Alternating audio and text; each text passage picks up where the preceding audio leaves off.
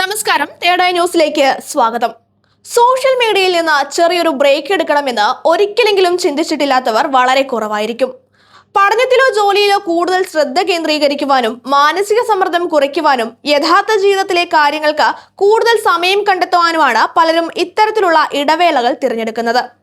എന്നാൽ Facebook, Instagram പോലുള്ള പ്ലാറ്റ്ഫോമുകളിൽ അക്കൗണ്ട് താൽക്കാലികമായി ഡീആക്ടിവേറ്റ് ചെയ്യുവാനുള്ള സൗകര്യമുണ്ടെങ്കിലും വാട്സപ്പിൽ അത്തരത്തിലൊരു ഫീച്ചർ ഇതുവരെ ഉണ്ടായിരുന്നില്ല. ഇതുവരെ വാട്സപ്പിൽ നിന്ന് മാറി നിൽക്കാൻ ആഗ്രഹിക്കുന്നവർക്ക് ആപ്പ് അൺഇൻസ്റ്റാൾ ചെയ്യുക മാത്രമായിരുന്നു പ്രധാനമായ മാർഗം. എന്നാൽ ഇത് പലപ്പോഴും ബുദ്ധിമുട്ടുണ്ടാക്കുന്ന കാര്യമാണ്. കാരണം പിന്നീട് വീണ്ടും ആപ്പ് ഇൻസ്റ്റാൾ ചെയ്യുകയും അക്കൗണ്ട് സജ്ജമാക്കുകയും വേണം.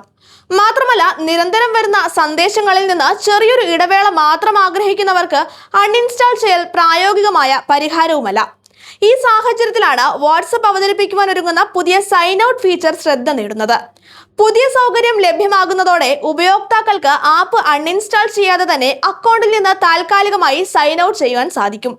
ഏറ്റവും പ്രധാനമായി, സൈൻ ഔട്ട് ചെയ്താലും നിങ്ങളുടെ ചാറ്റുകളോ വ്യക്തിഗത വിവരങ്ങളോ ഒരിക്കലും നഷ്ടമാകില്ല.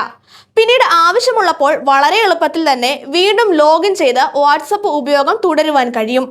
റിപ്പോർട്ടുകൾ പ്രകാരം വാട്സപ്പിന്റെ സെറ്റിംഗ്സ് മെനുവിലാണ് സൈൻ ഔട്ട് ഓപ്ഷൻ ഉൾപ്പെടുത്തുക. ഉപയോക്താവ് സൈൻ ഔട്ട് തിരഞ്ഞെടുക്കുമ്പോൾ അത് സ്ഥിരീകരിക്കുവാനുള്ള സന്ദേശവും സ്ക്രീനിൽ പ്രത്യക്ഷപ്പെടും.